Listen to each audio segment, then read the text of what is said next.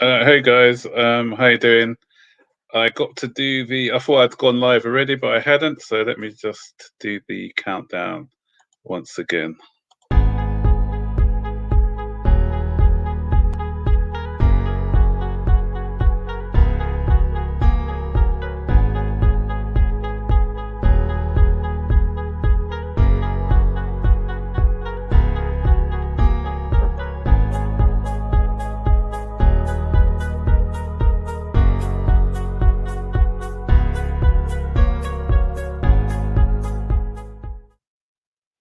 So hi guys, welcome to another Burton Ballers live. We haven't had one all week. Baggy's been a bit busy, so I stepped in today to do one because it's I don't know if anyone noticed, but we've got a big match coming up on Saturday. There's something like Champions League final or something like that. So I thought, we'll do one just to discuss the Champions League and how we think we're going to be faring. I want to be quite kind of strict so we don't go off topic today. So Champions League, and then after we've discussed the Champions League, obviously there's quite a lot going on at the moment with transfers, particularly Lukaku to Chelsea. That one's gathering a lot of pace at the moment, and we've also got lots of managerial merry-go-round, especially in Italy. So certain Tottenham manager may be returning as well. So quite a lot of things to discuss today. So welcome to the stream, Tyrone, and welcome to the stream, DJ Sav. How are you guys doing? Not bad, Max. Thanks for having this as always. That's okay. That's all right. Tyrone, how you doing, mate? Well, I'm good, actually. Yeah. Just want to say hello to everyone in the panel so far. Blues Backyard. Long time no see. Welcome back. Farid. Yes, sir. How you doing? Nice to have you. One of my number one supporters. Makar, as always. Welcome to the stream, guys. So, Champions League. Obviously, first of all, let's just quickly touch on yesterday's match. What did you guys think about the Villarreal Man United game? I should start with good evening. Yeah, it was a good evening. It was a good evening for you. It was a very good evening yesterday. Very good evening. Yeah. We just have to control ourselves though, because we have to see what happens on Saturday as well. So we can't laugh at them really too much. You can laugh at them to say, oh, they bottled it, but not too much. Just a good evening, bro. Just a good evening. Yeah. But you know what? I think it was a good display by Emery, and he's kind of owns that club, doesn't he? I thought defensively they got it right, because if you look at the team that they have, all of them are kind of rejects. Capuet was at Watford last season. You had the Arsenal boy, what's his name again? Coquelin, who plays for them, and wasn't there some guy from from QPR or something, wasn't it? Yeah, ex-QPR player they had in their team. Pareja, is it Pareja or someone? Something like, I think it was Pareja. Yeah, I think it was Pereira. I can't pronounce his name. Yeah. But I thought, so you know what? Apart from Manchester City beating Tottenham in the League Cup, you had Leicester beating Chelsea, and you had Villarreal beating Manchester United. So could this be the year for the underdog? And we are the underdogs in the Champions League at the moment. So, and I got in before Tyrone on this one yesterday when I said in 2012 a Spanish team won the Europa League. Yeah. It was a Spanish final, though. Atletico Madrid won it. Yeah. That's right. Against Athletic Bilbao or something like that. Yeah. And superstitiously, I think the fact that Manchester United didn't win, because I was thinking of, it may be an all Manchester Super Cup. So the fact that Manchester United didn't win, I'm hoping that Manchester City don't as well. So how are you guys feeling going into the game? I'm going to first with one now. In 2018, it happened that Emery lost, and also I think when was it? I think it was 3 days after that, or I don't remember when the Champions League final was between Liverpool and Spurs. But I believe since Emery won this time, that it might be the London team that wins the Champions League this time, like because Spurs lost it and they're a London team. So probably this time it means that a London team will win the Champions League instead, since it wasn't that Emery lost this time around. Interesting. Okay. So big up RCBN. I'll put a link in there if anyone else wants to join the conversation as well. You feel free. So DJ, how you feeling, mate? Yeah, the nerves haven't kicked in yet, Max. To be honest with you, I was just happy to see the team obviously getting to obviously flying down to Portugal. I saw them getting to the hotel as well. There was live pictures going up from there from Sky. Yeah, it's great, mate. I mean, so far nothing is yet. I'm sure I'm going to probably feel more near the time of kickoff. I'm sure, but I'm going in it confident still. I'm going in it confident. Yeah, I'm confident. And the good news is obviously we Kante and Mendy are both fit. So at the beginning of the week, I was thinking, ooh. Yeah, that was Siri's trying to talk to me. I don't know why. Yeah, so at the beginning of the week, I was thinking, oh no, Siri. Yeah, sorry, Siri's trying to have a conversation with me during the. Very rude. He's interrupting my conversation here. So yeah, so I'm a lot more confident now, having seeing that those two are gonna be fit for the match on Saturday. Welcome to the stream, Bobby. How you doing, mate?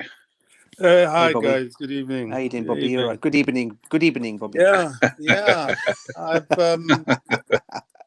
I don't know how I feel, lads. It's been a strange week. I've taken off most of the week from work. Am I nervous? I wouldn't even call it nerves. It's just I just feel weird. I just feel. I know how big this is. I'm a mixture of so many emotions. This is massive. This is huge. Chelsea are not a particularly. I watched the penalty shootout yesterday between Man United and Villarreal, and it made me laugh. Really, I just thought, you know what? In a way, it's interesting to see what it takes for a team to beat United in a penalty shootout because they're so lucky. The number of times the goalkeeper actually got his hand to some of the penalties and it still went in. They win penalty shootouts. And, we're always a little bit shaky when it comes to finals and things like that. We did it in 2012. We were badly unlucky in 2008. Now this is a big one. We're clear underdogs. We're facing a better squad. But if anybody can do it, we can. We certainly have got the players to do it, but they've got to turn up. And my message to them is, you know what? In life, sometimes you may, but you may never get another opportunity. This is your time to stamp your legacy, not just for the club, but for who you are. Everything you do in the career you've chosen could come down to this. These guys have to give it everything and bring that trophy home.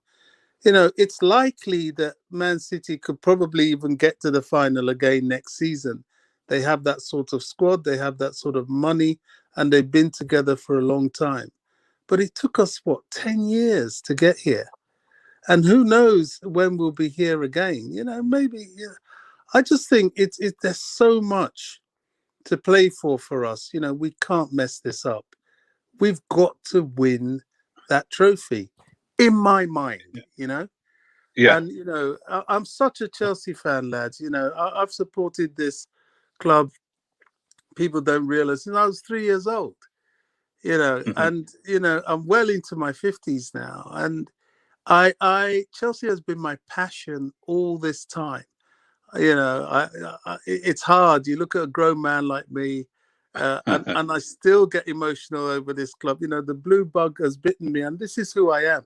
I accept it, and it will mean the world. I know how I felt in 2012 how I'll feel now if we win this trophy. You know, there are no words to describe it. I've told you, I've taken 4 days off work. I'm going back in tomorrow. Because I'm so unrested in my mind because I know what's coming on Saturday.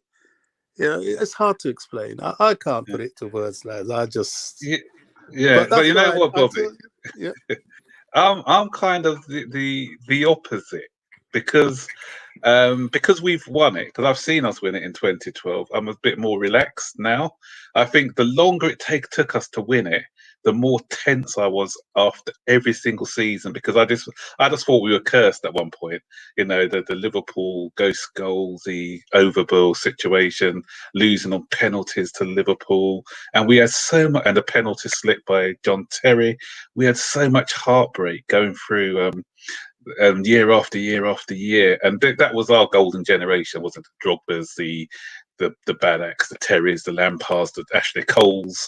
And I thought, if we can't win it with this bunch of players, it's going to get harder and harder every season to actually win it. I think that team should have won it at least two or three times, actually, if I'm being honest. We were the best team in Europe, I believe, in those actual periods, and with a bit more fortune, we could be looking at 3 times winners of the tournament. The trouble is, Max, you know why I feel so. In 2012 there was nerves. There was, we needed that first time, but this is different in that first time. You're on another level. You need a second. You need a third. You need to push on to get into that super bracket. And I'm hearing you on that good. one. We can't live on one trophy, one Champions League final.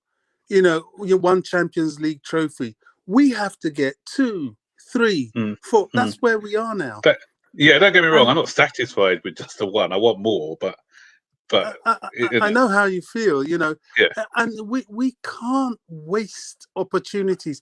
There's nothing worse in life than to look back with regret or look back at wasted opportunities. This is an opportunity. We can't waste it. That's just how I feel. We can't waste it.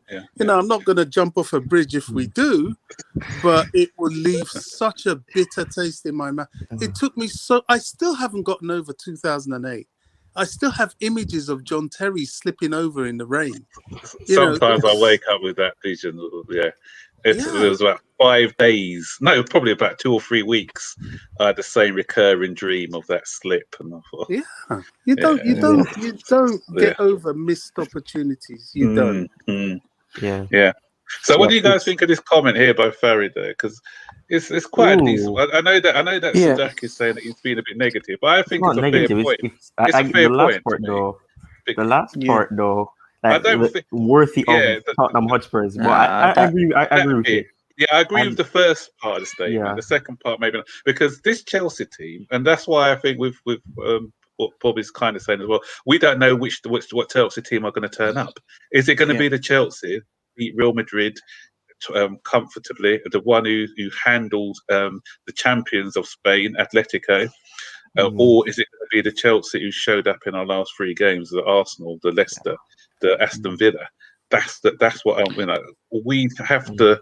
I'm hoping that the fact that we lost those is because everyone was kind of, although they shouldn't have been, but everyone's maybe focused on this one, and they've taken their eye off the ball for the other games. And I'm just hoping that everyone is ready for this one and gives their all. And that's all we can ask for. If everyone's sweated blood and just gave everything on the pitch, and then at the end of the day we're just beaten by a better Manchester City, we just have to hold our hand up and say, okay, we gave it our best shot, but Manchester City were better than us. I always, when we go to a final, like Bobby said, I want to live with no regrets. I want to say, these guys have done it all. We were done. And 2 things I want us to do. 2 things. One is to live with no regret, and second one is no controversy from either side. I don't want to say, oh, you only won because the referee favoured you, or we lost because of a bad refereeing decision. That to me is unforgivable as well. You know what makes me feel so uneasy? Part of the things that makes me feel so uneasy is that I know in my heart of hearts that for all it's worth, for all their youth, this Chelsea team can beat Man City on Saturday. I know We've they proved can it do twice. it. We've proved it. But you know, as you said, which Chelsea will turn up? Mm. If the right Chelsea turn up, we're bringing that trophy back to London. That's 100%. that's just you know, that's just how I that's my gut feeling. But you know, you always need a bit of luck, and you know, who knows? Yeah. The interesting thing is as well, the fact that Chelsea won it in 2012, and if I'm not mistaken, is this the first time Man City have made it to the final? This is the first time, yes, first time. Yeah. Ever. So the difference is that Chelsea have been in the final before now and before 2012, but the difference between Chelsea and Man City as well is the fact that they have been spending a lot of money trying to get to this moment, trying to build a team that can win them it. And in a way, it will also be something for Pep because he didn't get the chance to win it at Bayern. He only did at Barcelona. So in a way, he's gonna have that that hunger of wanting to win it without people saying that it was because of Messi or something along those lines. And I mean, in a way, it's the first final for Man City, and they will want it as badly as Chelsea probably might want it as well, but they'll obviously want it more because it's their first final, and it could be their first trophy, the first UCL trophy. So the difference there is also that. Sorry to interrupt you, Tyrone. I'm really sorry, but I don't believe that. You know, you tell Thomas Tuchel, who lost in the final last year, that he doesn't want it badly. You tell Thiago Silva that he doesn't want it badly. You tell Mateo Kovacic, who, despite being with Real Madrid 3 times, never played in a final, that he doesn't want it badly. Not Olivier to mention Giroud as well. Olivier Giroud. Not to mention all the other players and the youngsters. 30 now. Kante, you know, these guys want it badly. Don't get it mixed up. Okay, City, this is their first time. Yeah, you know, so what? You know, if anything, Pep has won it 3 times. You know, so it's the hunger is not going to be any different from Chelsea. Maybe the hunger from Chelsea will be more because of those guys that got there last year and didn't lift it. Yeah, and agreed. You also have to do with I said this in the group chat. I don't remember which one I sent it in, but I was saying that you could hear from the journalists that was interviewing Kovacic. It was like they were trying to play with his emotion, try to get a reaction out of him. They kept bringing up the fact that he was at Real Madrid. He never played in the final. He played in the previous rounds, but he never played in the final. But the way he kept responding to the question was like, yes, I never did. But at the end of the day, I have that experience of, playing the other rounds that led up to us winning it. So in a way, he will want to, in a way, prove that he actually has the quality that Real Madrid let him go because I didn't think he was like the other ones. However, and regarding what Bobby said, he actually brought back my attention to Aspi as well, because Aspi, in a way, it was like he was a bit unfortunate because he joined the club months after the war. So and even Hazard as well. So in a way, he will want it as much as probably Man City might want it, and especially Thomas Tuchel and Thiago Silva, because both of them experienced losing that final.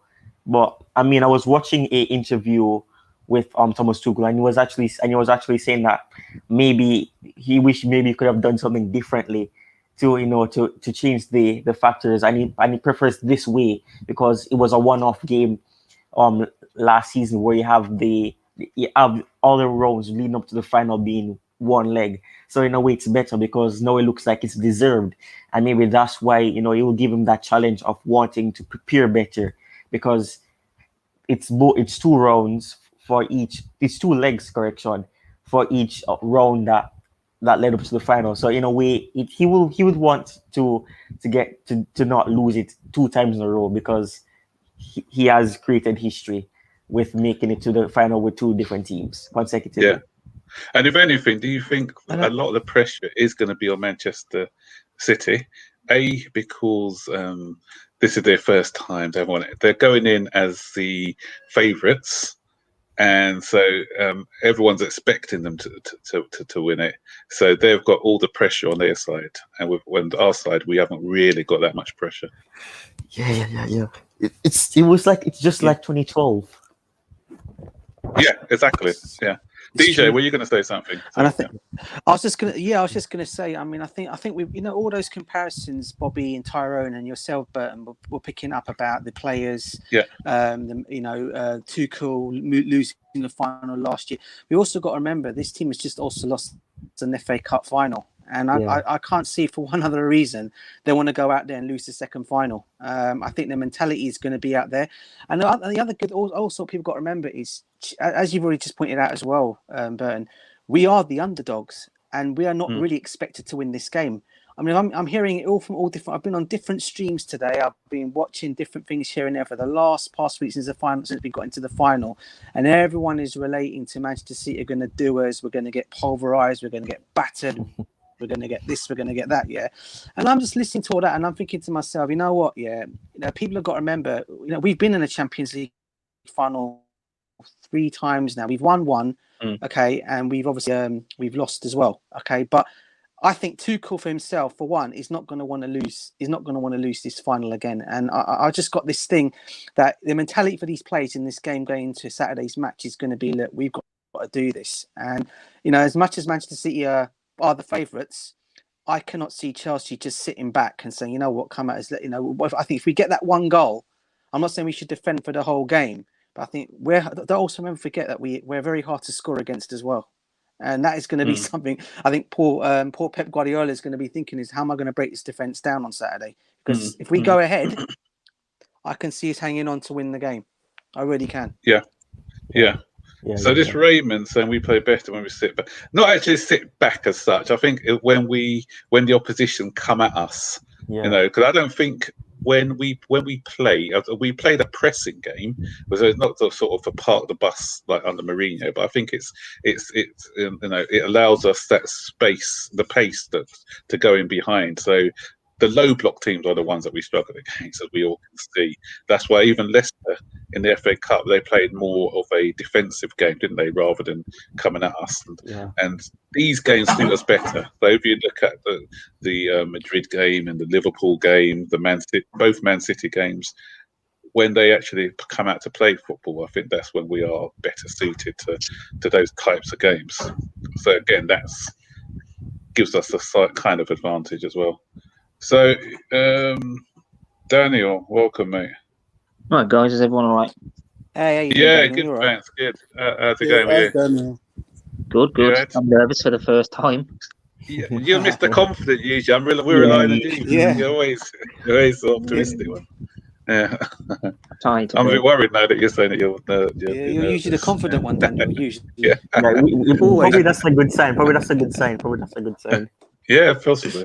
You've got to be nervous for a Champions League final. Yeah, it's true. I think you're still nervous for that. No, I mean, it's true. There's Paul. Yeah.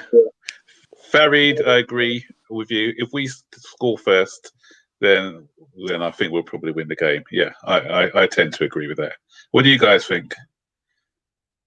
The first goal is definitely going to be important. Don't underestimate their defense. They got a strong defense as well. But Max, I don't even know if it matters.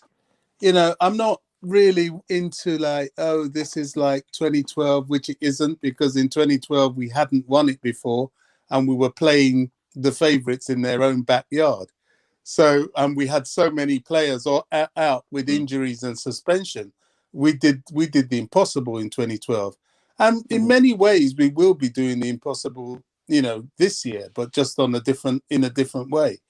I don't know if it matters if we score the first goal or not. I know that Man City have a formidable forward line, and it's going to be very hard to stop them from scoring at all. We just have to make sure that with the number of chances we always create, that we put them away. We have to put them away, definitely. That's all. You know, that's why I feel in my heart of hearts, if those boys turn up and do what they're supposed to do, they can win this trophy. You know, forget all the people with all this, we're underdogs. Yes, we're underdogs. Yeah, I know City, they are formidable. Yeah, but I just, I think we're better. It's a crazy thing to say. That's why I'm so uneasy. And I don't want us to waste an opportunity. I just feel in my bones we are better than these people, and we can do it if we do what we're supposed to do. I don't want to see, somebody going one-on-one with a keeper and ballooning it again and all this rubbish. That's where it's going to be won and lost. Yeah. Are we guys worried? Because obviously the both times that we've beaten them recently in the FA Cup and in the league, they didn't have what you call their first 11 out, because that's what people use as well. So is that going to be a factor, do you think? Yeah, but the first game we played them in the FA Cup, De Bruyne did play, but he went off injured, didn't he? Yeah, De Bruyne played in that one. Yeah. But we had a weak inside out as well, didn't we? In that game, and in the league, didn't we have Billy Gilmore? It wasn't a weak team, though. Yeah, we had they didn't really play a weak team. It wasn't a weak team. No, it wasn't a weak team. The only difference was that they played their cup keeper, really, because the team was strong. They had Sterling. They had I think KDB started. They had him, and you had I think it was Cancelo, and you had I think Laporte started and Diaz. So it wasn't really a very weak team. People just say that we haven't really faced the defensive duo with Diaz and Stones, and probably like Shinchenko and probably Kyle Walker. So that's what people will use. But in a way, it's not. It wasn't like we didn't have to fight for it because it wasn't easy. They were good defensively. Yeah. Okay. So quickly, thanks Baggy for the super chat, mate. Sorry you can't be here today. I know that you'll be watching this a bit later. So yeah. And everyone, Baggy's doing one tomorrow. I can't be on. No, I think Saturday he's doing one He's doing a pre and a post. I'll be on the post one. So if you guys, I'm sure most of you subscribe to Baggy anyway, but in support him on his pre and post match stream on Saturday. I'm sure he'll be sending out the details later. So yeah, cheers, Baggy. And Max, can I say the concern I have for both sides, for each side? The concern I have for Chelsea is penalty kicks. If it goes to penalties, you know what? Switch it off, because I was actually coming to that later. Because I don't know if I'll have the nerves for it. Yeah. After seeing the Manchester United one, which were very good penalties, by the way. Apart from they were good. I don't know if they'll take penalties anywhere near like that. Yeah, but you know what, Bobby? I was going to come to the penalty thing, because I think we have to definitely save one of the substitutions, and if we go to penalties, Caballero has to come on, because I was looking at. Let's hope Tuchel thinks like that. Yeah, because I was looking at De Gea. Apparently, De Gea hasn't saved one of his last 12 penalties or something, and you can see why yesterday. He reminded me of our keeper, that he just commits himself so early. No, not Kepa. Mendy. Mendy, because he commits himself so early. And he didn't look like he didn't even come close to saving any of their penalties, did he? At least the Villarreal keeper, he came close to 3 of them, but not once did he come close to saving a penalty. I think he did come close to. Was it one of them? Maybe. Yeah, 1 or 2. Just sort of fingertip close. Now, can I say the concern? Well, I don't call it a concern, but something I think could happen to Man City. This isn't the Premier League with English referees that want to do Chelsea. I think that people like Fernandinho, what's the right back they got? I always forget him. Cancelo or Kyle Walker? Kyle Walker. Okay. And Kovchenko, whatever his name is. I think they are susceptible to a card or two. And that guy is susceptible to a penalty. Yeah. The way Fernandinho plays so aggressively towards Mason Mount, he could see red. That could very easily happen to them. They're quite an aggressive side.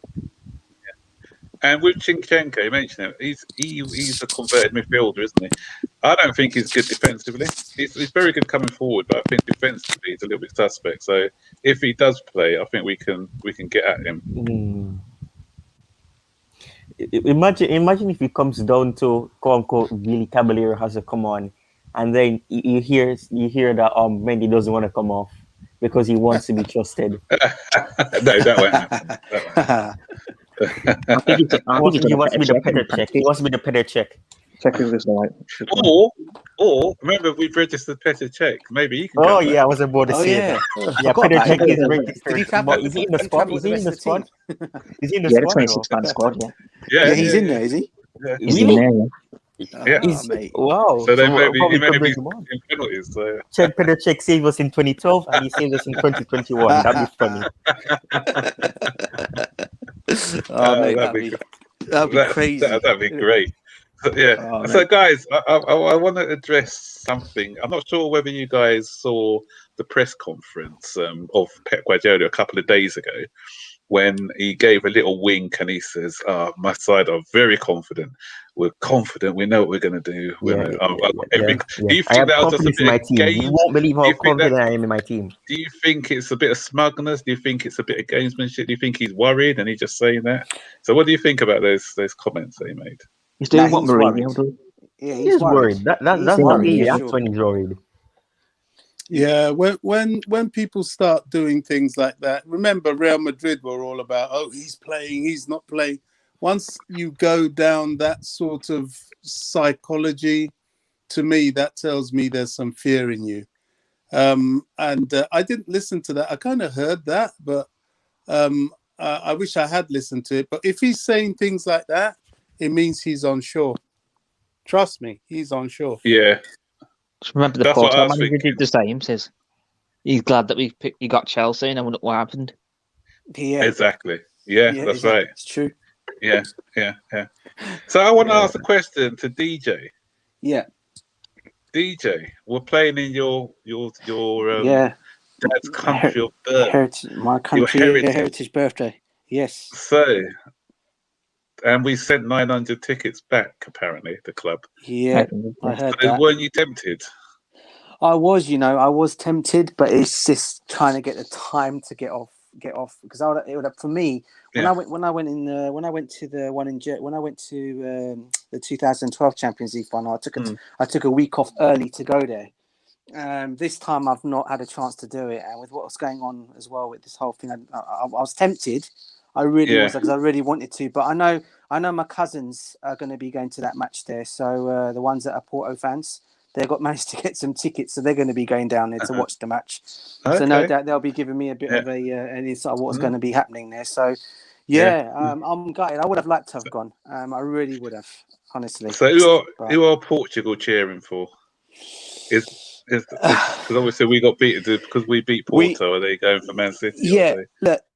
After the match, everyone was talking about, the all the crap that was going on between Porto, the manager and the Chelsea players and everything. But listen, Chelsea is quite liked in Portugal. We do have a fan base down there, and I think if it comes down to push comes to, but having said all that, because City have also got some Portuguese good players as well in Cancelo and Diaz. There. That's right. Yeah. It's a bit of it's going to be a bit of a 50-50 thing, but they're both going to get cheers. But I think on the day itself, I think because Chelsea's history with obviously Jose, Ricardo, Carvalho, Palafer, and all the players that we had from back in the day, we've been liked since then. So I can see them just about maybe cheering for us that day. I know my cousin's family are, and they're all Porto fans, so I know they're cheering for us. So I can. But yeah, it's going to be 50-50, I think. But Okay, cool. I want to do two things. First of all, we're going to go on to the team selection in a minute, but maybe who was around? Obviously, I was around 2012. Daniel, I'm not sure how old you were. Were you around for the 2012? I was 18. Okay, right. So, and then Bobby. So I just want to talk to me about 2012, each of you, just a little bit about your emotions on the day and how the match went. So we'll start with Bob. No, let's start with Daniel. Actually, we'll start with Daniel, or then we'll move around. Yeah. So talk to me about 2012. I was watching it on ITV with me. Yeah. Me, mum and dad, and we was watching it, and then we was 1-0 down, and I was like, it's over now. We ain't gonna win. Then Drogba scored, and I was like, yes, we could still win this. And then we went. I think Drogba gave away the penalty. I was like, we're going to concede now. And then Czech saved it. And then after that, I believed we were going to win. Right. So what about when Mata missed the penalty? Do you still have that belief? Yeah. Okay, cool. Yeah. What about you, DJ? Witnessing it all, Max. It was one of those ones, witnessing the game itself, being there on the day itself. Emotions, mate. I like Daniel. I was when we went 1-0, I was with my dad in the crowd, and I said to my dad, "We're not going to come back into this game. They've got that goal now."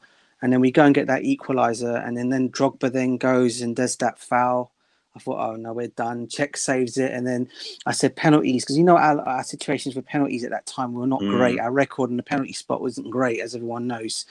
But I just had, then my dad kind of said, look, this year, son, it's going to be our year. I can see it happening, and God, I just can't believe, I can't imagine the emotions I went through that day. It was unbelievable, but it was a happy moment. That's all I can say. I was just, I don't know. We were drinking all night with my dad afterwards. It was just one of them. We celebrated with all the fans. It was excellent, mate. It was excellent. But yeah, such emotions. And then coming back home to England after that. Oh my God, the biggest smile out of my face. It was just like, it couldn't stop, mate. It couldn't stop. And I got the shirt as well of Drogba, the shirt they won in the Champions, the one they actually won the Champions League final. I've got the one with Drogba's name at the back of it, so he got the winning penalty as well. So, mate, you could just imagine, man. It's just one of those things, man. It was just so emotional. Yeah, that must have been great. Yeah, that's like I've seen. I saw DJ Sam on a video on UEFA. So I don't know why. Oh man. So Bobby, tell us about your emotions that day. Well, 2012, I was at home. I watched it with my son, and it was a funny thing, really, because it was such a strange and peculiar year for us. You know, the whole new camp thing, the whole change of manager, the whole coming back against Napoli. I watched it in a zone, and I just said to myself, look, whatever happens here, I'm going to sit in front of this TV and stick with these boys from beginning to end. If it hurts, I don't even care. And what unfolded, I can't believe it to this day. I went berserk. I'm surprised my neighbors didn't call the police. I mean, I was crazy at the end of that game.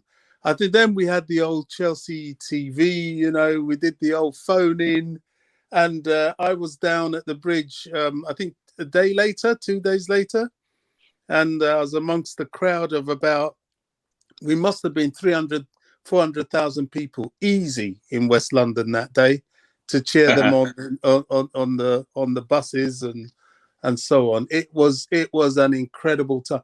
I look back and I still say till today, people think I'm crazy.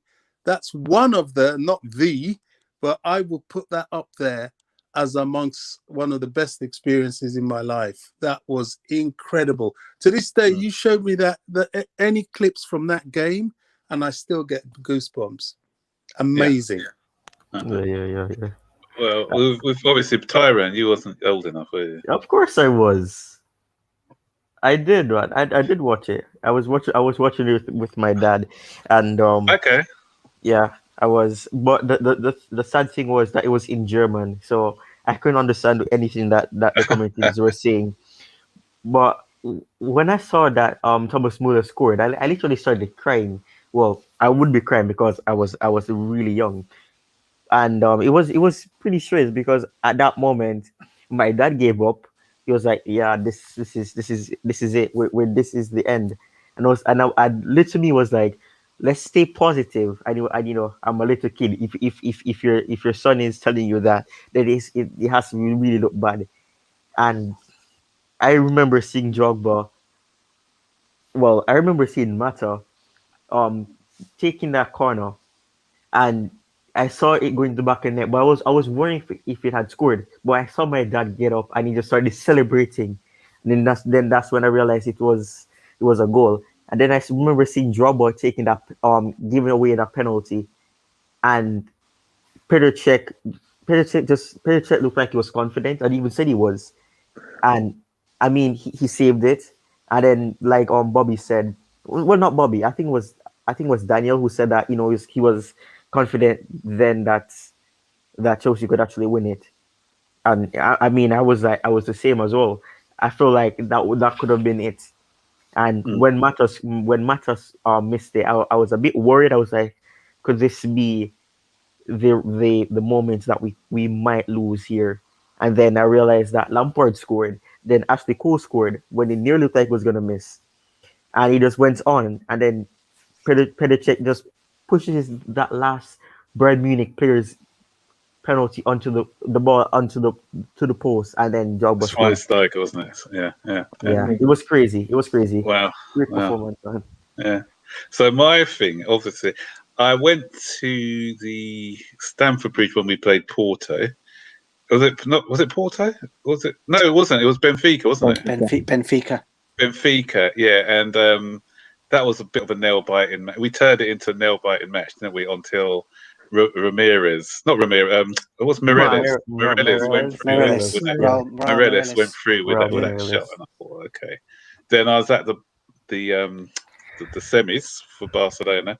Missed Drogba's goal because I think I was no, I saw Drogba's goal. Yes, I saw Drogba's goal. Oh, I remember this story. I was in the at West Matthew Harding Upper, I think it was, for that game. And you know what? Messi had a shot that hit the post, didn't he? Right near the end. Yeah, he did. There was a shot that hit the post, and I thought, you know what? This could be our year. Then with the semi-final, with the sending off and the way we came back, I was thinking, yeah, even Gary Neville. For anyone, obviously, we watch it on Sky. It's in the stars. I remember that. But they've done it. Yeah. And Martin Taylor. They've done it in Bayern's backyard. Yeah, Chelsea have won the Champions League. Is there another Bobby coming? Yeah. Is there two Bobbies? No, it's me. I don't know what happened. I tripped out, and I've come back in through the. Okay, I'll remove that one then. Okay. Yes. Yeah. Right. Anyway, so come to final now. Obviously, we're a goal down, and it's right towards the end where they score, and I'm thinking, not again, not another heartache, not after 2008. I can't take another heartache. And then Drogba scores, and I'm thinking, penalty. And just like you guys, when the penalty was saved, I thought, you know what? Everything's going our way. We can do this. And then Mata misses that first penalty. And I'm thinking, we're playing against the German side. German sides don't lose penalty shootouts. I'm thinking back to 2008. I'm going out that night with some friends later. So I'm saying I can't. Like Bobby was. It's quite funny what Bobby was saying earlier. If it goes to penalties, I don't think I can watch it. So I actually went upstairs, had a shower, thinking we've lost. And then my wife, I've finished my shower now. My wife's come upstairs. You guys have won. I said, really? No, we haven't. I don't believe you. Yeah, you won it. So I've come downstairs. We hadn't won it, but Drogba was about to take the penalty. Yeah. And so I actually did see the penalty. And when that penalty went, I actually sunk to my knees. I sunk to my knees, and I just couldn't believe it. I just kept saying, going around the room saying, I can't believe it. I can't believe it. I can't believe it. Yeah. And I was due to go out with my friends as well, because I think it was one of their birthdays, and that was one one big part.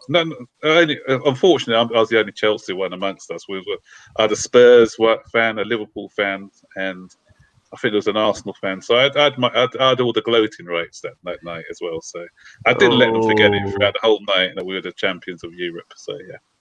Oh, that's great. So funny. I don't know why, but YouTube has just been messing with me. They keep recommending videos of people's reaction from 2012, and two of them was of this person who was surrounded by a lot of Man United fans, Liverpool fans, and all they were saying was they're going to lose in the penalty shootout. And I mean, as soon as Chelsea won, they just went quiet. So it's just crazy. And I mean, I just have to imagine what your reaction will be if they win it, because after watching that video of you when you won Real Madrid, it was hilarious. And just seeing Zayn just sitting down, like what's happening. I mean, you were celebrating, you were shouting until you almost lost your voice, and you're saying that you're speechless. So I just said that you were breathless instead. Yeah, big up perspective. Nice to have you on, big mate. up Chelsea perspective. Yeah. So those were great memories. I won't go back to 2000. All I know is 2008. I was very upset. I watched it in a pub near the ground at Stamford Bridge, and when John Terry slipped, it was one of the worst moments of my life. People were fighting outside the train station as well, Chelsea fans, because everyone was a subject. It's better hope Man City feel the same on Saturday. Hope so. Yeah. Imagine KD slips. And you just see Tyrone just running through. No, Tyrone. Imagine Sergio Aguero slips.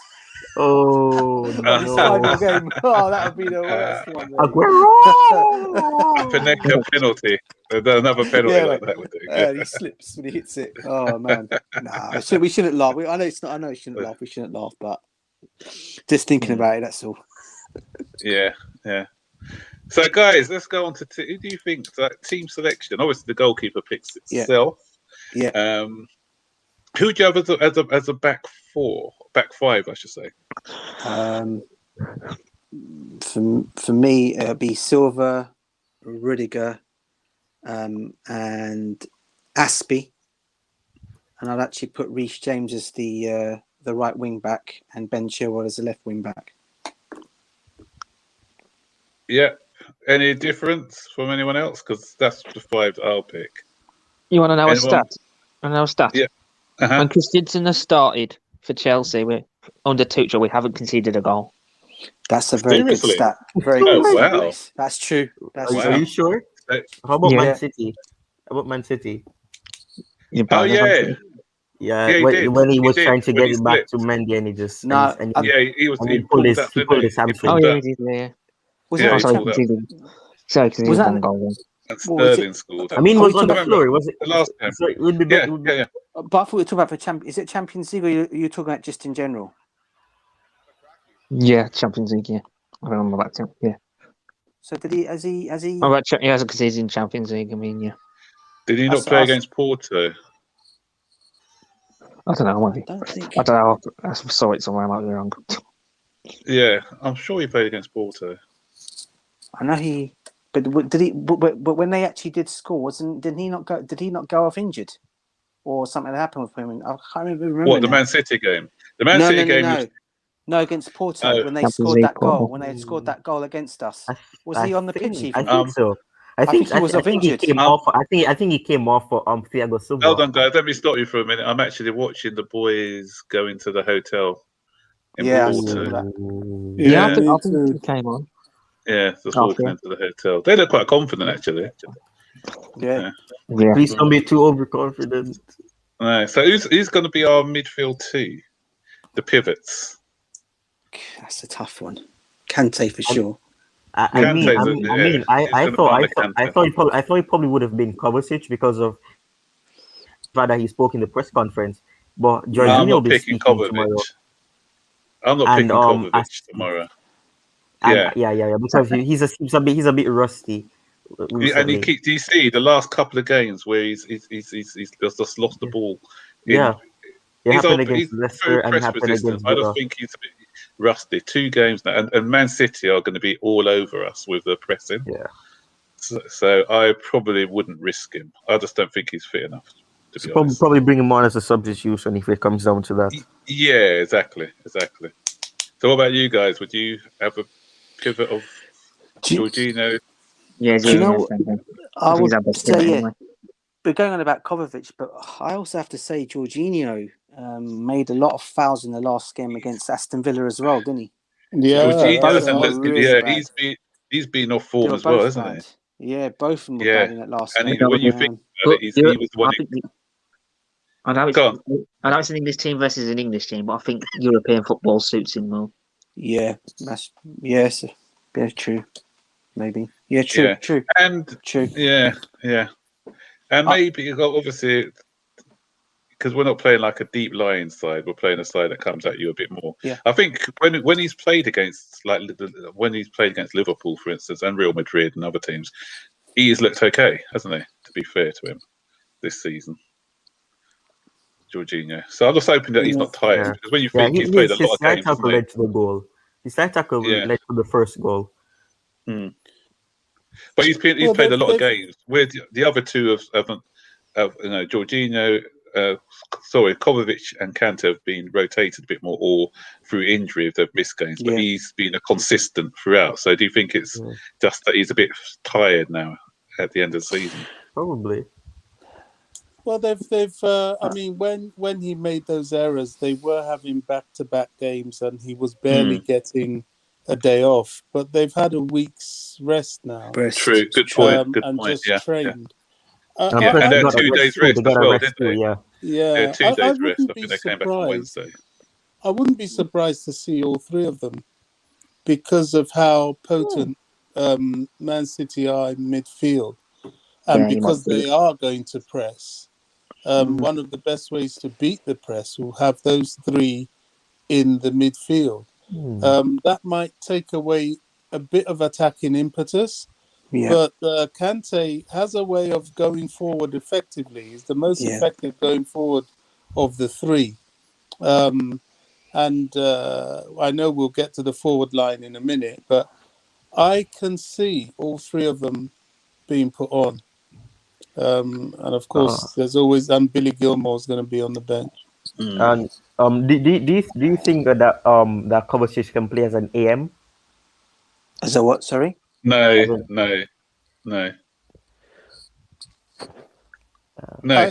I think we've got to starve Man City in midfield. We've got to starve them. But I think we can do it with a 5, with the formation that we play, because remember the 2 wing backs form a 4 when they're not in possession as well. So we do deny people that sort of space and time with the formation that we have, because it was quite. Who was it who was saying it? I've listened to an interview from I think it was Foden actually, where Foden has said that these Chelsea players, they never give you a moment's rest. They're always on you. They're super fit, and they're just So I don't think we should play 3 of them. I think we need to have some attacking impetus as well, because we need to be hitting them on the counter and trying to get that goal. Because if we get that goal, it's going to be more difficult for City to come back in. Yeah, Ferran Torres said the same thing as well. It may have been Torres, actually. It may have been Torres. Being a pain in the neck or something along those lines. Yeah, that's right. Yeah, that's the one I was thinking. Yeah, that's the same one I was looking at. Makar, we're going to come up to the managerial bit later. I know he says it down. We're going to discuss that a bit later on that one. The tricky one is the front 3 now. So let's go around. Tyrone, who would you have for your front 3? It's a bit complicated, as you said. Ziyech has a good record against Man City. I don't think a lot of people would want him to start because of the performance that he had against Leicester City. But I still believe that he was on the wrong side.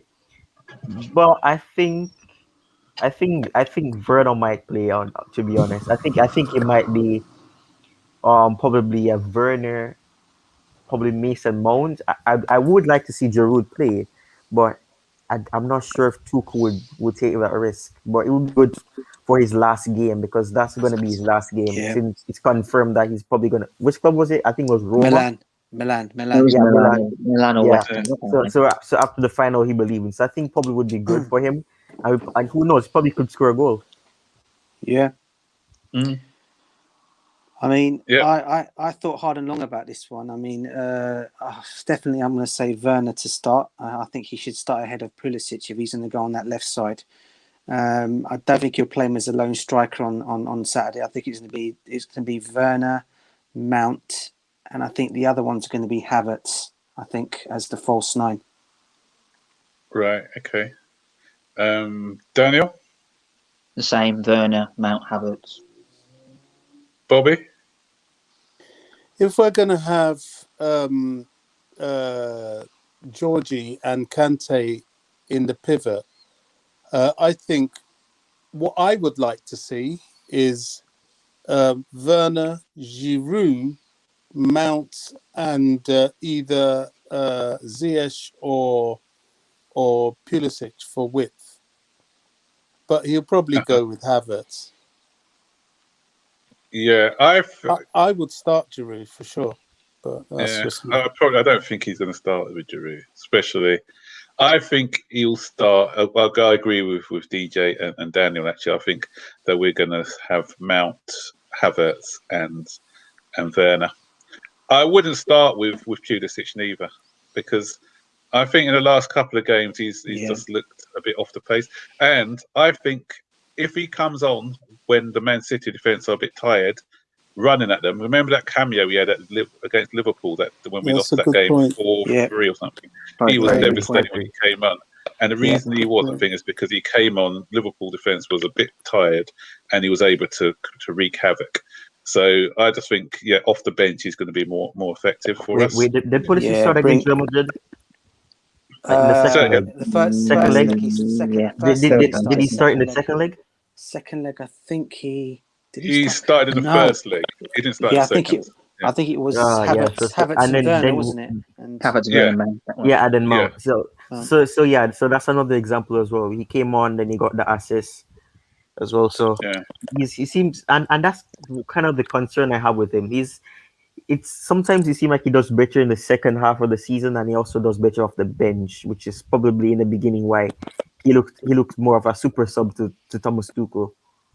And well, that's what he knows him as well from Dortmund as well as a super sub. Yeah, and remember, guys, go on, DJ. I was going to say, going back to Pulisic, it's not that the fact that I think he's just tired. I know people are saying it's a poor excuse to use.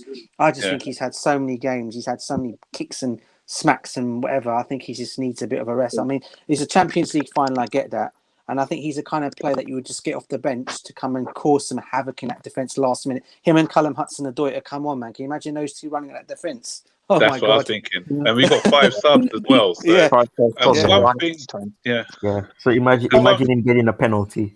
I just have to add to that, DJ. You know, they've had a week's rest.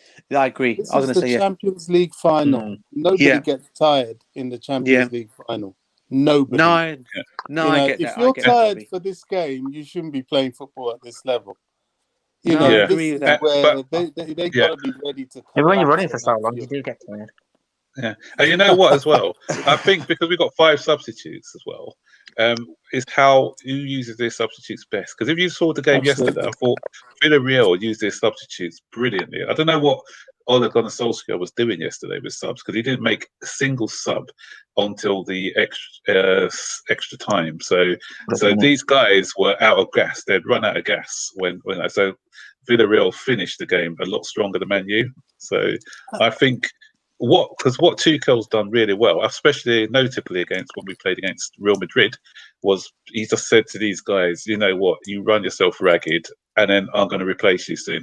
And then we got stronger, didn't we? In that first leg against Real Madrid when we put on the other boys, to the other wingers, and Hakim Ziyech and Kai Havertz. Exactly.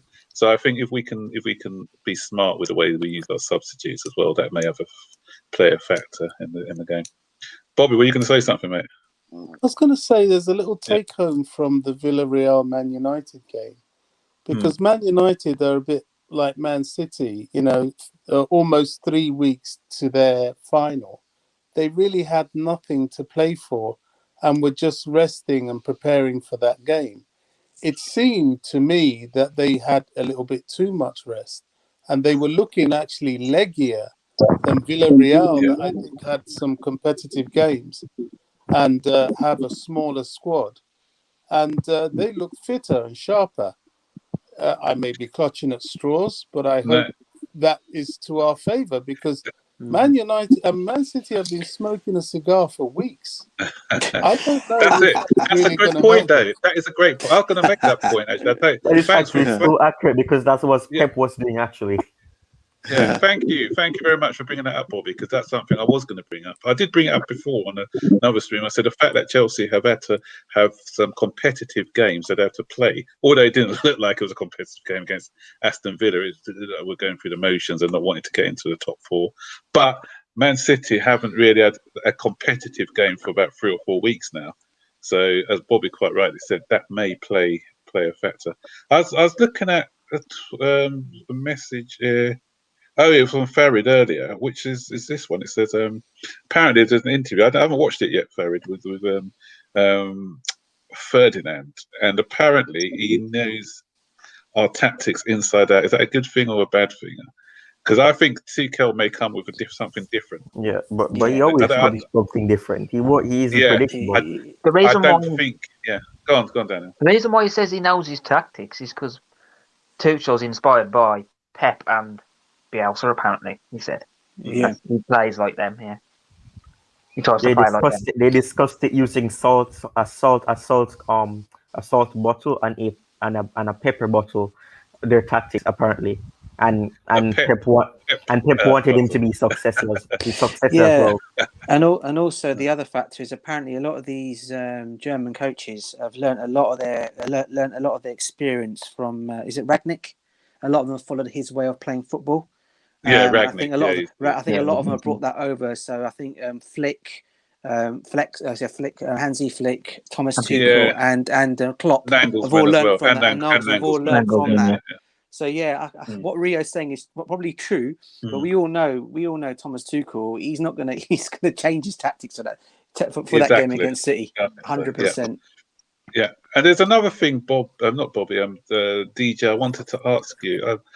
I should have taken more notice, but at the time I didn't know that we were going to be playing at Porto's ground.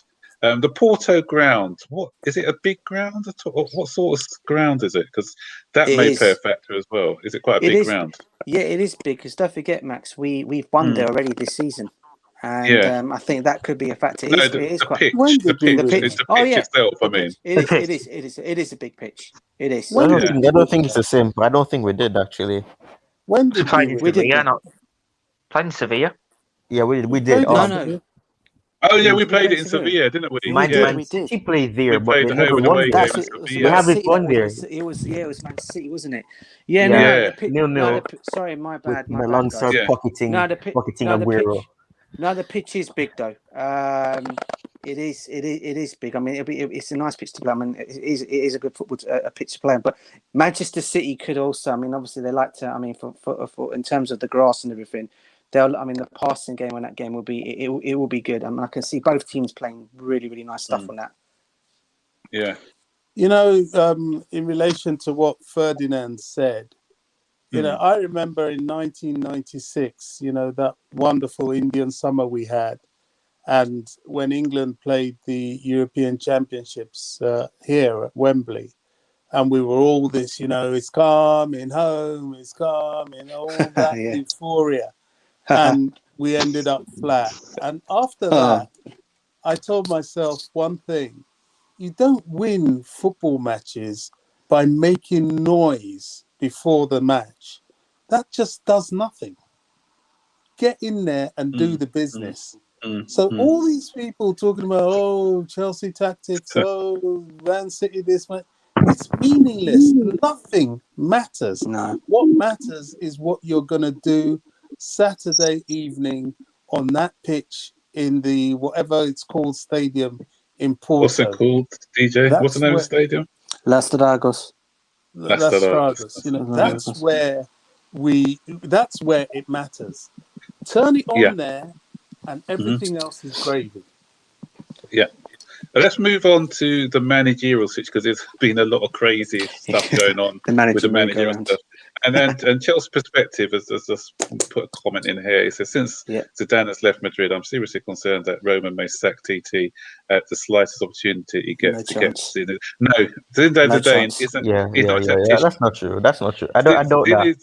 Zidane without Ronaldo is just average. He's Fat I wouldn't Sam. be surprised if he went to Juventus and said no. Allegri is going to Juventus. PSG probably. I want to say something. I want to say something regarding what Chelsea perspective is saying. I don't think it might come down to that because I think Daniels put that Roman wanted Tuchel. I think it was 2018, 2017. I don't know what happened, but something happened. We wanted to replace Conte with Tuchel back then, but something happened. We were supposed to get Pulisic as well, supposedly. But I think the difference between Frank Lampard and Thomas Tuchel is obviously the experience. But I think one of the reasons why Frank Lampard was sacked, it wasn't really because of the results necessarily. It might play a part. But I also think that it looked like there was nothing really going to happen there if you went with longevity with him. But with Thomas Tuchel, I personally see like it will be something where you can see that something can be built if he gets the personnel, if he gets backed in a transfer window, or gets a bit of some freedom to say which personnel he needs. So I don't really think it's gonna be a situation where he gets sacked like that. I mean, because they wanted him from the past, and if they get him now, especially with what's happening with every manager right now, some leaving, some getting sacked, some wanting to return to the club that they got sacked at. So I mean, it was a good thing that we got Thomas Tuchel at the moment we got him. But I don't think he's gonna get sacked really because there's something that you can see that there's something that can happen here long term. So I don't really think he would get sacked for Zidane, especially like what you said. He's barely anything without Ronaldo.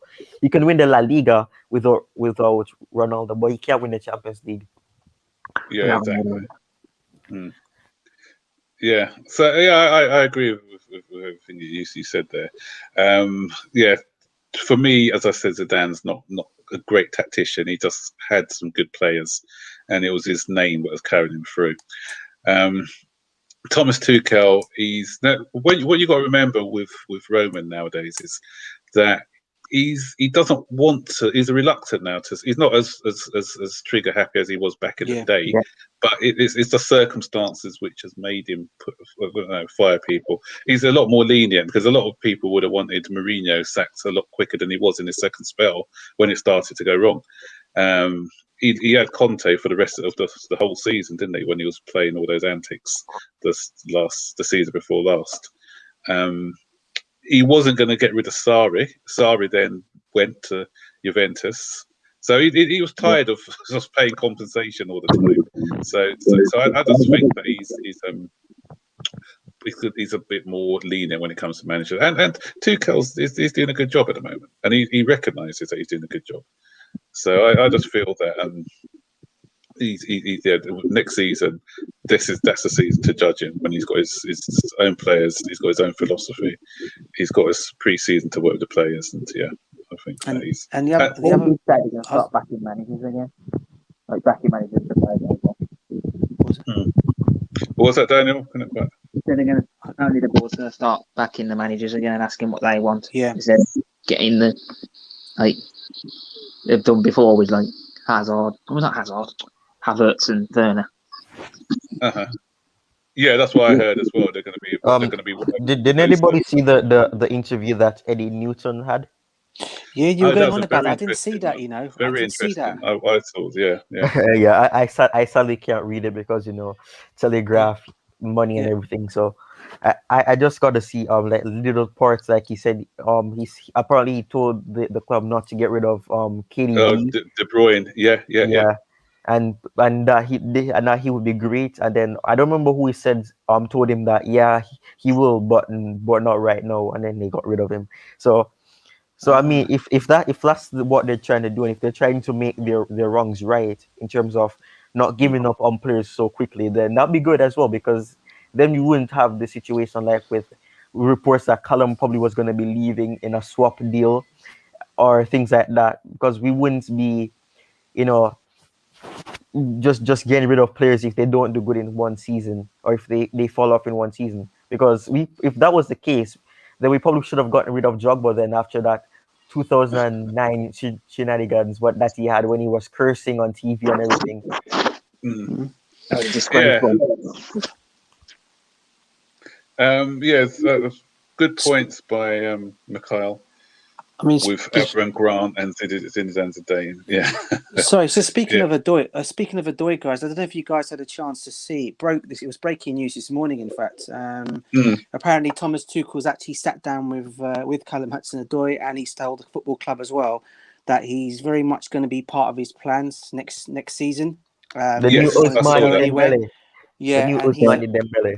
Yeah, and apparently he's told him that he will get more game time next season. He's actually even told a club that he doesn't want Odoi to go anywhere. So I don't think that's going to happen, which I'm happy about. The only ones that have been mentioned in that list I heard this morning, I know Odoi's name was on that list about the Dortmund move. It's probably going to be Tammy Abraham, Loftus-Cheek, and I think you said it as well, Max. Kepa. I think on your video you did earlier on. Kepa are the ones. They're the ones. Yeah. And Barkley. There are a couple of names I was surprised I didn't see on there, because I think Kurt Zouma's going to go. Yeah. Especially if we go for another centre back, I think Kurt Zouma will be the one sacrificed. And if we get in another holding midfield like a Declan, apparently Declan Rice is high on the list. But I feel that if we get him, then probably Jorginho will go, because with all the managerial merry-go-round going around, Sarri's got to show up at one of those clubs. Probably Napoli. You'll probably go back to Napoli. That'd be funny. I'm interested in Tchouaméni. Tchouaméni is a done deal, apparently. Tchouaméni, yeah. Tchouaméni's a done deal. To where? To Chelsea. It better be, because it's disappointing that Leicester have got Boubacar Samari. Yeah, we're right. So since February. And that's a steal, isn't it? 18 million as well. What a deal. Yeah, that was one I kind of hoped we would bring in. But if we get Tchouaméni and then, push the boat out for Declan Rice. I know the media is saying, he's the captain of West Ham, he wants to lead them into the Europa League. Really? He's always wanted to be back at Chelsea. Think about it. Think about it. If the money's right, he's going, mate. He won't push it, but if we can tempt West Ham to take the money, it's not going to be a problem. He will gladly walk into. He's not going to say he's not coming to come and play in the Europa League. I mean, I just can't see that. I've heard all sorts. Going on to the Tchouaméni one, I've heard a lot of stories about him, but it's not done there, is it? So apparently it's more. It's from what I heard from the person that's been I've been messaging and talking to. Apparently that deal is apparently a done deal. It's just a matter of, I think the club's already had the discussion. The fee's been discussed. I mean, it's more of a recommendation from Cesc Fabregas as well, who's recommended him to Chelsea. And apparently that deal is probably going to happen. I think it'll probably happen in June, when the transfer window opens. that'd be good. He's a great player, because I've been following him since we've been linked with him. I've been looking at him because they have French football on BT Sport as well, and I've been doing a lot of research on this guy. This guy, he's not only he can play as a playmaker or he can play as a holding midfielder. He's got a pass on him as well. So, and he's like 6 foot. He's physically imposing. And he won the Player of the Year, didn't he? The Young Player of the Year over in France. Which was What's his nationality? Because you might wait until after the Euros. He's, I think. Well, he obviously he's French. He's born in France, but I think it's Cameroon. I think it is. I think is it Congo? Is it Congo or Cameroon? One of the two. Cameroon. One of the two. I think it might be Cameroon. Maybe he won. He's of them. African combinations, but that's not till. No, but I don't think he's pledged his allegiance to them at the moment, because he's played for the French in the French Cameroon. Cameroon. I did think so. Yeah, he's played in the French under-21 team, so I don't think that he's. He'll probably wait and see what happens with the French national side. if he's got a glimmer of hope of getting into that team, he may stay. If they don't pick him, then he'll probably go and play for the Cameroon. So he's got his options there. Yeah, but yeah, he's a great prospect.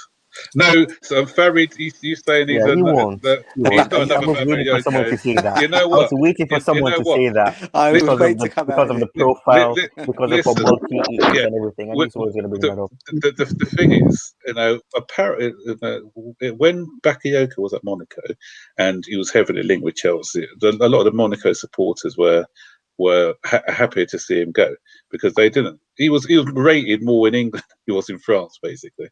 So, but with this guy, they don't want to see him go. This guy's a real deal, Chimene. And plus he's running under Fabregas as well. So exactly, it's a different situation. What a to learn from. Yeah.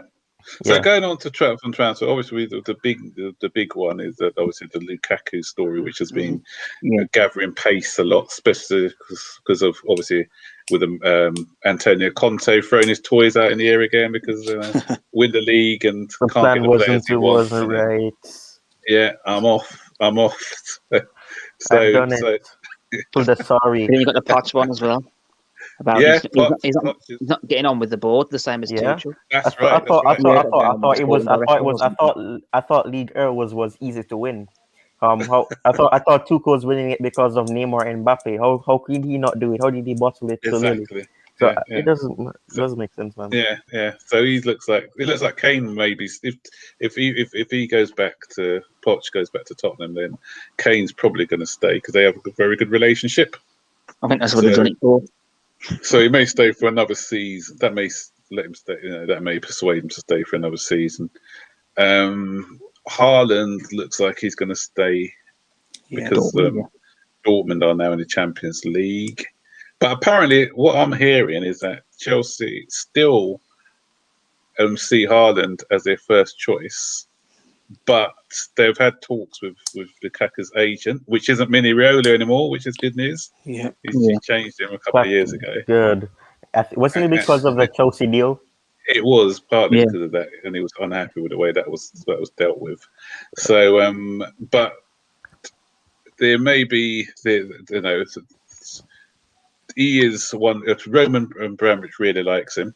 He's always been fond of Lukaku, so he's willing to take him back. So, and the deal's going to be at 68 million. Yeah, if that's the sort of and it's price. lower because of Conte. 60. Yeah, 60 to 65 now.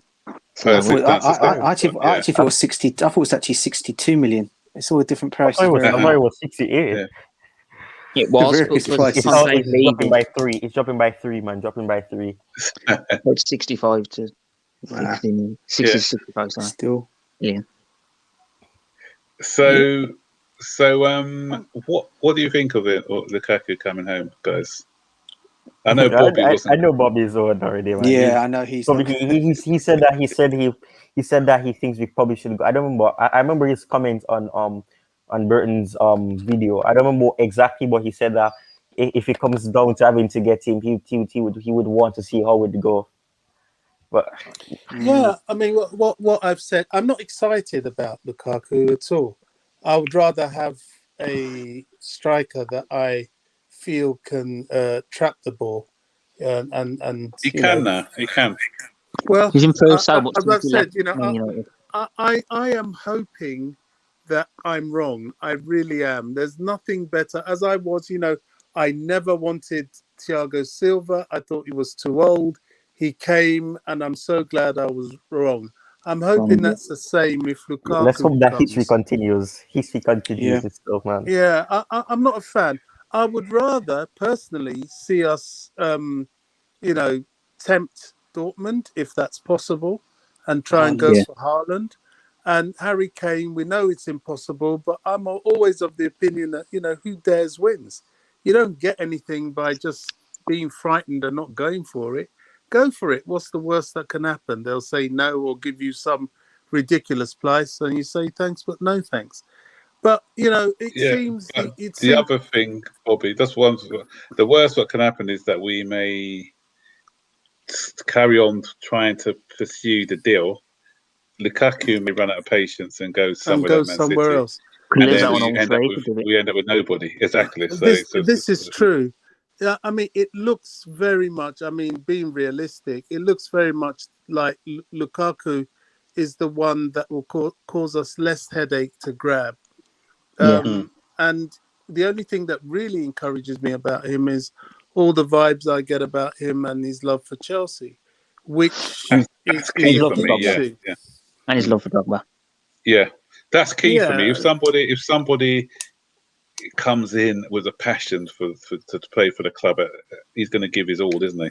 Yeah, I just want to prove as well. You know what? I want to bring up I've got his record here. How many people have we got on the stream? Not in Italy, because No. Let me try and do a share. See if it works.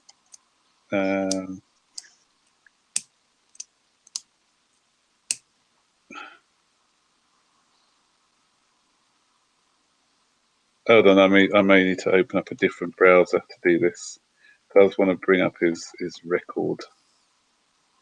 His record? His overall record, or his overall record? Yeah. So let me just see if I can do it in a different browser.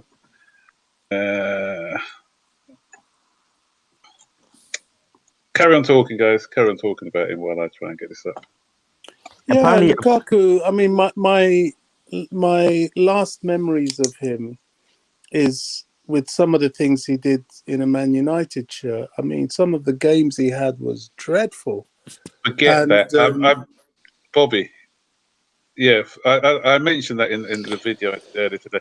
If Man U was totally unsuited, it's the style of play at the time what they're doing.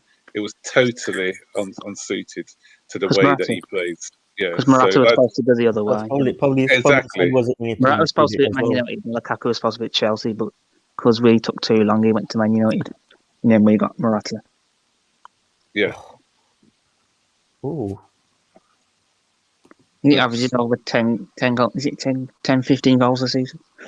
Yeah. Yeah, if you look at his records, you see there in Everton, West Bromwich Albion, sorry, that was Premier League as well. 17 goals in 35. Then you got Everton, 15 goals. Then he scored 10. Then what's that, 16? Is it? Sorry, I can't. It's like 18. Am I sharing my screen? Yeah, 18, sorry. Yeah, so 18, he scored 18 in 37. Then look at that, 25 in 37. And then if you go on to Manchester City, Man United, 16 in 34. I will take that, a goal every other game, even if you're in a bad side. 12 in 32. Again, not shoddy. And that was when he didn't even play a lot. A lot of those games were off the bench. And then moving on to Serie A now, 23 in 36 and 24 in 36. So overall, 193 and 397. That is some serious stats. Ooh. Yeah. How about his stats? Because I know you have some people who care about the assists as well. They'll add it to it to say this person is getting this amount of goal and assists in this amount of appearances. I want my strikers to score goals. That's what I'm interested in. Someone who can score goals, and he scores a lot of goals. And for me, for me, that's the main thing. And Timo Werner will fly from Lukaku as well because he's got to play off, innit? Yeah, that's another thing. Yeah. Even Havertz, a link up with him and Havertz as well. That which we bring back to what Farid is asking in the chat as well about what formation would it be next season, because would Tuchel want to leave Kai Havertz on the team though if we do get Lukaku? You talk like we're going to be just playing one formation. Yeah, exactly. I think once he gets the personnel, exactly. Yeah, I agree, Bobby. Once he gets the personnel he wants, I think that we'll be more flexible in our approach. Probably have some ideas as well. What centre back do you think suits Tuchel's style then? What's up? What's that, Daniel? What do you say? What centre back do you think that suits Tuchel's style? What if he's playing two at the back? Yeah, playing two at the back. Yeah, I think he's the best to buy. My ideal, I'm not sure it's going to be a hard one to pull off, is Marquinhos from PSG. He'll be my ideal one. Marquinhos, I mean. Yeah, Marquinhos, yeah. But you know it would be good for Christensen as well. But you know what though, guys? I've heard what I read today. I think it looks like he's gonna give Malang Sarr and Mark Gohi a chance in that defence. Yeah, I think whether we sign a centre back, I don't know if we're gonna. It would save us a lot of money. It would save us a lot of money because we got Malang Sarr on a free. Well, not really a free, but wages and everything. But it was a lot. And going back to go on. I was going to say, and going back to Lukaku. Sorry, guys. I was saying, going back to Lukaku. I understand. Is it Simeone Inzaghi? Is he going to be the new Inter Milan manager? I heard he's signing a new 3-year contract or something like that. Inzaghi, I heard that he's left Lazio earlier, and he's joining Inter. Yeah, I heard that from the latest thing. I heard Lukaku may look and see what he might offer before he might even decide to come over to us. So that I mean, as much as I'd love Lukaku to come back, that could be another deal that may not be. It could be sculptured if he decides to stay. Because he's going to see what the new manager's saying, isn't it? That David Amuel, I think he is. He works with Gianluca. What's the guy? This guy's Italian guy. Which one? Oh, this guy in Italy, guy Gianluca. Gianluca Marzi, isn't it? Marzi. But the Lukaku deal has nothing to do with Lukaku or the new manager, and everything to do with the fact that Inter Milan they need to get rid of £80 million worth of assets. Well. Yeah. So rather than getting rid of 2 or 3 players up to the value of 80 million, or euros or whatever it is, then Lukaku has 80 million for one player, then I think they'll probably just do the one player rather than trying to get rid of still owe Man United 45 million, so that's it as well. So owe Man United that could be. We might have to pay Man United that money. Well, they'll have to pay them anyway. They'll have to pay them anyway. Even if he stays, they have to pay them. Yeah. Yeah. It's a financial thing. I don't think whether Inzaghi's there or not has anything to do with it. Inter have to sell players, or they have to raise money somehow, and the only immediate way is to sell a top asset. Yeah, the Lukaku is a top asset. Yeah, I can't see them getting rid of Martinez. I think they might sell both, and I think having Martinez is that Martinez have got Man City. Is it? You think he'll? I don't know. Is that definitely? Do you think he'll sell both? I think that Lanzino Martinez will go there.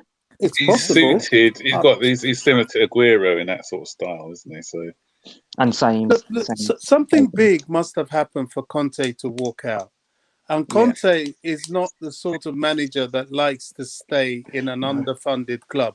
That's why I think he may move to PSG instead of Real Madrid, because they will certainly have the funds he wants. And certainly they've got the players. I think Inter Milan are looking to offload at least 2, maybe 3 players. And that's what's got him to walk. Yeah, that's what it is. It is that they said to them 3 of his main assets. Yeah, he has to sell some of his big hitters, and he didn't want. You know, he's like, Yeah. He wants to be in control. So he'd be now good at Man United. He'd be now good at Liverpool. I know United fans want him as well. Do you know that? I know. I heard that. Yeah. It'll be the same thing. Yeah, but Conte keeps saying in interviews he still has love for Chelsea, even now they've got rid of him. Yeah, and Solskjaer signing a new 3-year contract. They lost last night, and he's signing a new 3-year contract today, apparently. Did he? Oh, yeah. Apparently, that broke today earlier on. Apparently, they said that he's going to be getting a new 3-year contract. Oh, yeah, the wheel. Get rid of it. I think I know what happened now. Yeah, but I'll get the wheel. Oh, man, the news. Yeah, I think they're going to win the league. Seriously. Yeah. They're going to invest heavily in the squad. But, there's something I keep putting out in Twitter to the Chelsea fan base. We keep shouting, oh, Tammy isn't playing. Oh, so-and-so's on the bench. Van der Beek doesn't even make the bench. Do you know that guy could have made a difference last night for them, I think? Yeah. Mata got on for a couple of minutes. Just to take a penalty, basically. Just to take a penalty, exactly. I was going to say. I was wondering if he was going to miss it. I was like, are you going to miss it? Champions League final score? That's what I was saying to them yesterday. Are you going to miss it? If they miss it, then a new Man United are going to win. You know, they have such strength in depth, and we're busy moaning about Tammy Abraham, who won't sign a contract, whether he's playing or not. I mean, what is wrong with us? If he wants, if the manager thinks he's better off on the bench, then so be it. That's my mind. And if he can come on and do a job, he put Tammy in the 26-man squad as well. So yes, which means that Giroud and Tammy could probably get a few minutes.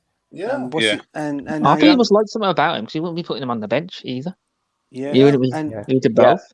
Not play him and put him on the bench. And that young midfielder, so he can get a medal. That young midfielder's gone of ours as well. Do you know that? What's his name? The young midfielder? Is it Angerin? Angerin squad as well. Yeah. I mean, he had one appearance for us. When was it? I think it was against Krasnodar.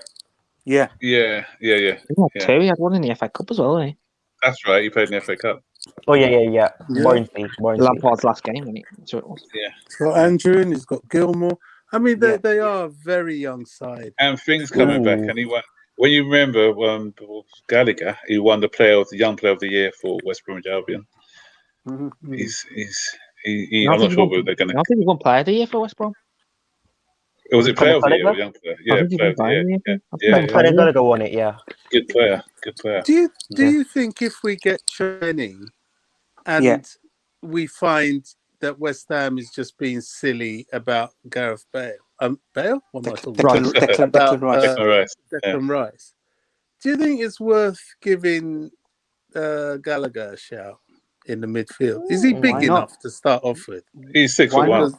He's a big boy. Okay, so he's taller than what we've got. Yeah. If he said he wants to stay and fight for a place, so he's got the same and he'll have the preseason as well. You want to have a preseason because the Euros. And people compare him as well. People compare him as well. People compare him to Mason Mount sometimes. The mentality wise, I think he's what I like about him is he can shoot. I've seen him score some goals from outside the box for West Brom this season. Yeah, and he's kind of carried that team, isn't he? We're missing that in our team, mate. We're missing that. Did he play on the Sorry? Who? No. Conor Gallagher? No. I think he's ever played. He's a bit too young. Yeah. He never played. He just went from as a youth straight into the West Brom. He went to West Brom, Swansea. He was at Swansea, wasn't he? Swansea. Yeah. I think he got a medal though. I think he got a medal for the Europa League though. We got a Premier League winners medal under Mourinho. Second round. No, was it Conte? It was Conte, I think. Yeah, I think it was. Yeah. Conte or Sarri. Did he play under Conte? He won a medal. I know Chalobah did, didn't he? Chalobah won the medal. Chalobah. A couple of games. I don't know about. He played a few games. No, I don't think Gallagher did. Do you know? Chalobah played a few. How about Tariq? What's his name? Tariq. This other player. No, not Lamptey. We have this. I don't remember. I think he's a midfielder as well, or probably a AM. I don't remember. I think it's Tariq. Oh yeah. I don't know pronounce his last name. I think it's some Tariq. You are the guy with the plats, the guy with the plats. You're talking about. Yeah. When he's talking Barcelona. Ugbo. Is it Ugbo? Is it not Ugbo? Ugbo's played. He's the one alone in Belgium. This is a midfielder. He's a DM sort of centre back. He was playing. What about him? Under 23s.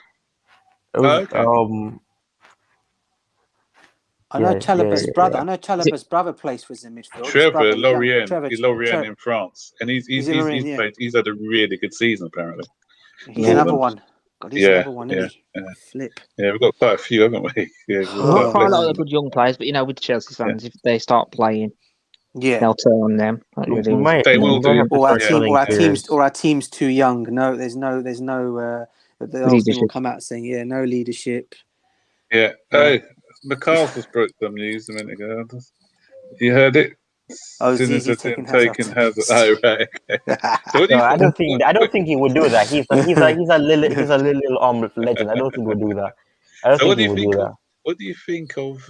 There's two bizarre stories going around recently. And one, Hazard wants to return to Chelsea. Yep. Not so much. No, not so. The more Yeah, bizarre it's one not was Sky Sports, Willian. That's the funny one. Yeah, That's the so funny one. Willian. You wanted to, I thought you wanted to win the Champions League. That was the one I was laughing at the most. Didn't you want to win the Champions League? Mate. I want to win the Champions League in man. 3 years, and then he doesn't even Win the stay. Champions League. Yeah, I mean, if he had just stayed. If he had just stayed. Yeah. And Arteta told him we're going to win the Champions League in 3 years. Yeah, he just convinced him. Convinced him. We're going to win it before you leave. We're going to win it before you leave, even if it's the last season. Oh, man. Seriously. Yeah, just a couple of things. I don't want to keep it too long. But Hazard, yes or no? Will you take him back? Do you know what? Only when his contract runs out. I won't take him to buy him. I'll just take him when he's 2 years. He's got two more years left on his contract. What about a loan deal? Yes or no on a loan deal? Nah, I don't know. The only thing you'd want Hazard for is to like teach Pulisic and that. Yeah. Yeah, I'll take him back. He could have. For He loan, could a have lot of money. been able to do it in 2018. Yeah, You could teach I still Pulisic how to run so he don't get injured. I think if he can stay fit, and what was it not play him all the time, but it'll be good to have. But then again, he doesn't train. He doesn't train well, so that's the people thing. Maybe he'll He might have changed his ways because that's what happened at Real Madrid. Yeah, what was that story I heard? I don't know. It was on another stream. I think someone said apparently there was a favorite PlayStation game he used to go and play before he used to come to training. It used to be a computer game he used to play. What was that? I can't remember. Yeah, he would just be relaxed. Yeah, he'd be relaxed, chilled out, play a game before he games. comes to training. Yeah. Yeah. I can't remember what it was, man. I can't remember. I think it was Mikel. No, not Mikel. I think Mario Kart or something. Mario Kart. That's the one. That's the one, Max. That is the one. Mario Kart. Really? It was Mario Kart. Seriously, it was.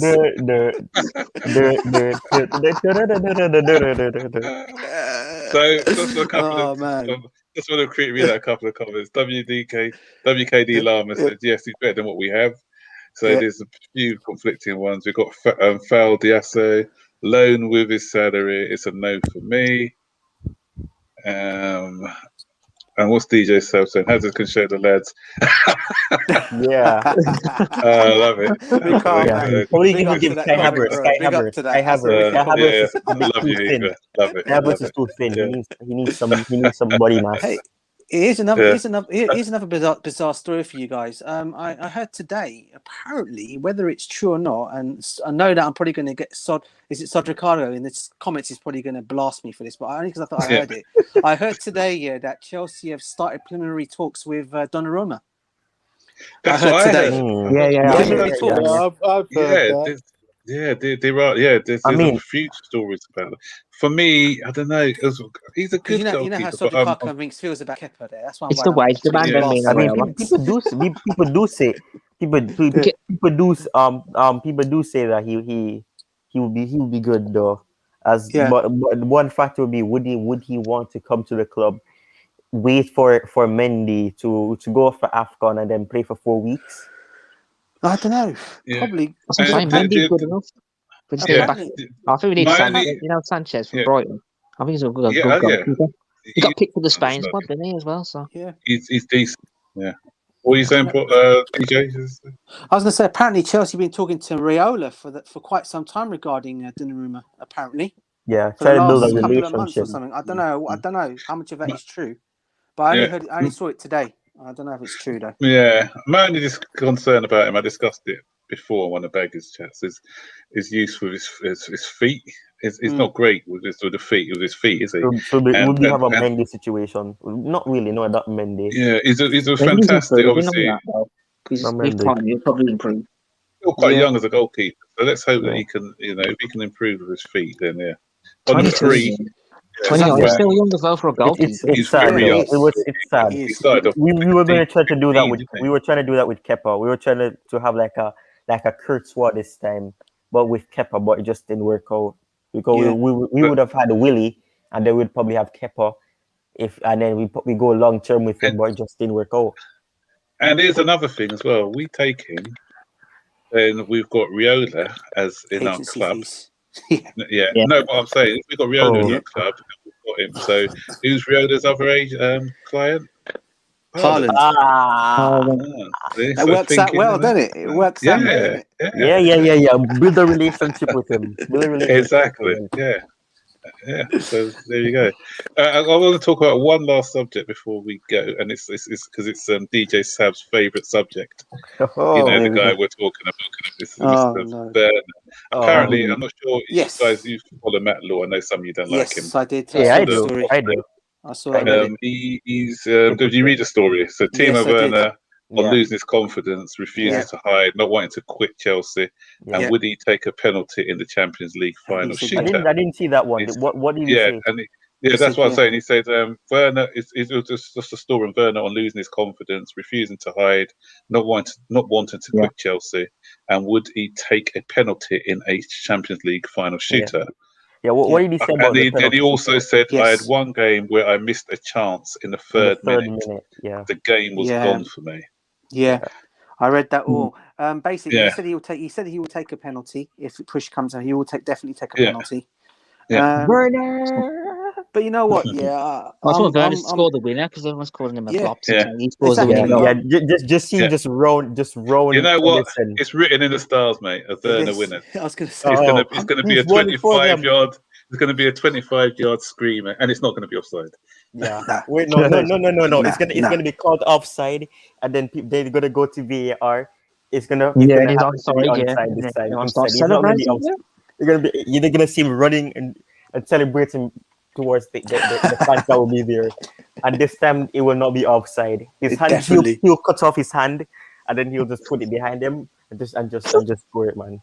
No handball, nothing. Yeah. You know what? It will not. Listen, guys. It will not surprise.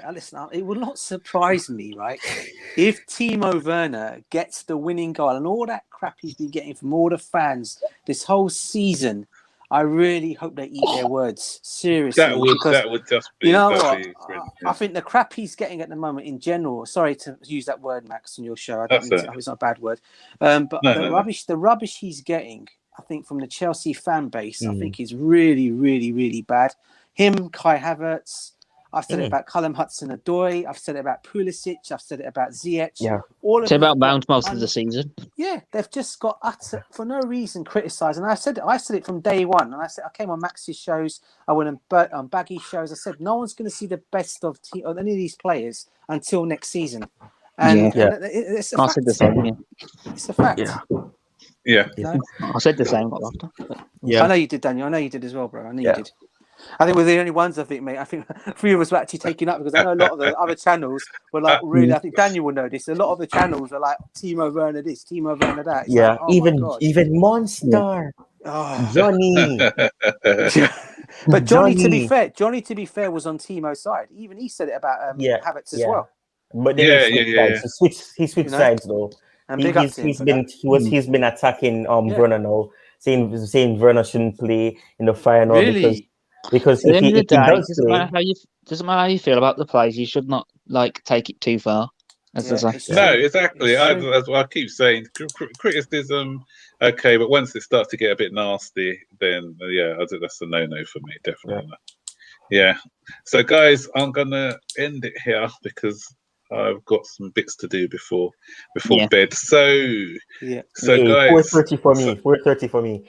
It's quite early for you still, yeah. It's I was planning to do a stream for my channel because I haven't done any videos for my channel. So it'll be 10:30. Yeah, you've been a bit quiet. Yeah. So guys, UK time. Ty, what are you going to be doing? One. So follow Ty, everyone who haven't followed him already. When is he doing it? Streams. I think 50 minutes from now, 40 minutes from now. To be honest, it's about the development programs in the Premier League and which one has the best one. Oh yeah. Okay. On YouTube, yeah. Yeah, it'll be on YouTube. That's on YouTube, Ty. Yeah. I'm about to enter my studio to ensure that everything's all right. Yeah, so go in for support Ty because I'm going to go now. So everyone else in the chat. Oh, brilliant. What's it called? What's your name on YouTube? Just shout out the social because one of them disappears. It's Tyrone and then Codner. So it's CODNER. So Tyrone. So the name that I have right here and then CODNER. Well, you should be the first thing that comes up. Well, you're going to stream now. DM'd before. DM me one of the videos before. I think I got it. That one, yeah. Tyrone Codner. Yeah, I'll put it in the chat. Yeah, that's it. Yeah, so is he going on a stream now, is he? Doing a live stream now? 30 minutes from now, actually. Oh. In about 13 minutes. So, yeah, so go over and give him a support. Yeah, we'll do. All right. So thanks, everyone, for joining. Thanks for the panelists, as usual. Good debate. Thanks for everyone in the chat who supported this as well. So it's just 2 days, guys. 2 days to go. So, so it's a big... hours. You say don't need to break this shelter. Now I'm getting anxious. So you know what, guys, we're going to be there. I may be on. I keep forgetting the name of the show. Daniel, remind me the name of the show. Chelsea, yeah. Let's talk Premier League Chelsea. Good show actually. He does Chelsea. I've seen. Yeah, it is a good show. He's a very good host as well. Great. And he does a nice little quiz as well. So that's I know. The Chelsea one's at 6. It's always the small YouTubers that are always the productive ones. Yeah, so that's at 6. So give him support as well. Because loads of people. I'll check if I'm still on it as well, because loads of people are on it. Because I think it's going to be like. Because it's Champions League, so everyone's going to want to jump. At the end of the season reviewing it, so you give your player of the season and stuff. Yeah. Oh, right, okay. And that's what I want to do actually after the chat. Hopefully, we're going to have a feel good factor after Saturday, hoping. Because next week, I want to do another stream. I'll probably be doing one a week because I don't think Bag is doing them as regular. And next week, I want to discuss a few things. I want to do our player ratings for the season, goal of the season. So come prepared with who you think your goal of the season, your save of the season, your young player of the season. So I'll get a few little accolades around, and so we'll the best match of the season, etc., etc. I'm hoping that we'll all be saying Saturday. Fingers crossed. Yeah, for sure. As our best match of the season. Champions of Europe for the second time, hopefully. Exactly. Hopefully. And Max, I already know my save of the season already, by the way. Just to let you know. I know mine as well. I already know the save of the season. Yeah. About 3. Yeah. But thanks so again, Max, cheers, guys, and enjoy the rest of your evening. You too, mate. Thanks, I'm about to go on mine in 10 minutes. Yeah, right, so go over and support Tyrone. Cheers, guys. Take care, everyone. Good night. Bye. Yeah, take care.